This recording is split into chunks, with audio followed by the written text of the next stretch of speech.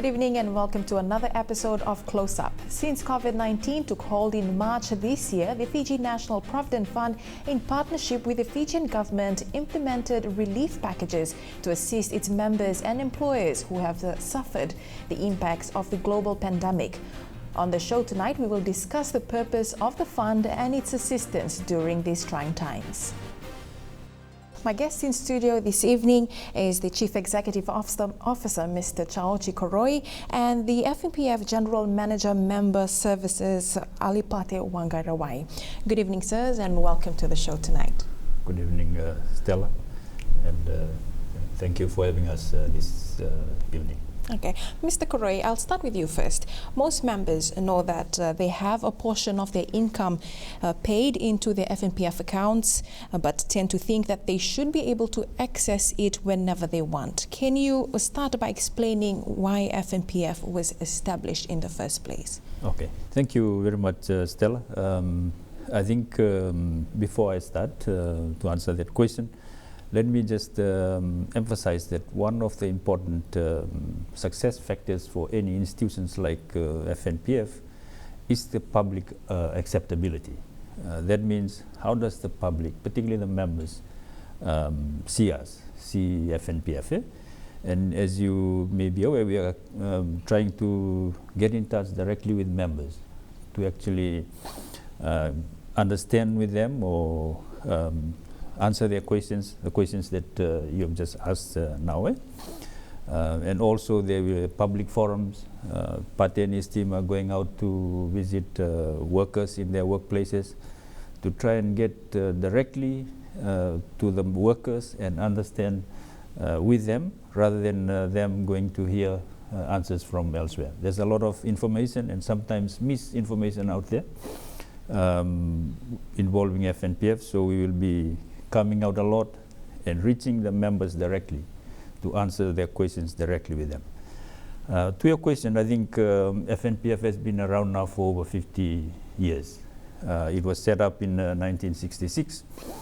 By origin, it mirrors a concept out of the British, where workers actually contribute or paid by government during their time of retirement.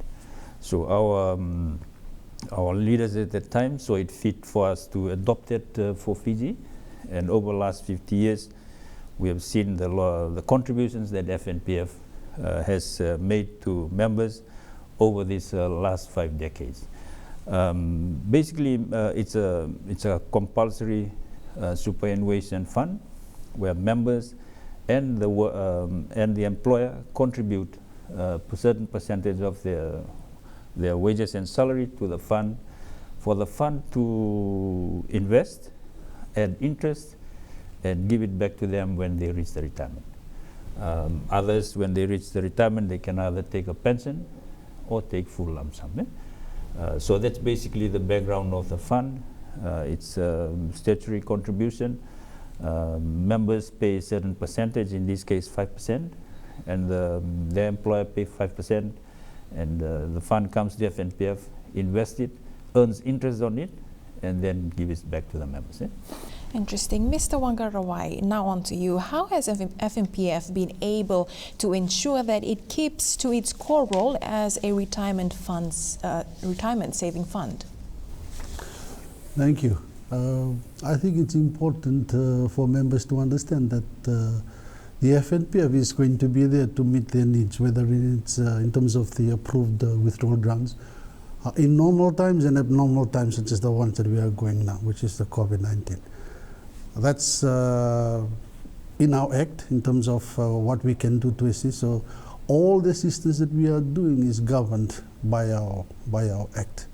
So in terms of the pre-retirement withdrawals, if you want to access your withdrawals, the CEO was alluding to, we used to previously have 23 grounds of withdrawals. When we reformed, it's now just the 5 grounds of withdrawals, which is education, medical, funeral, unemployment, and housing.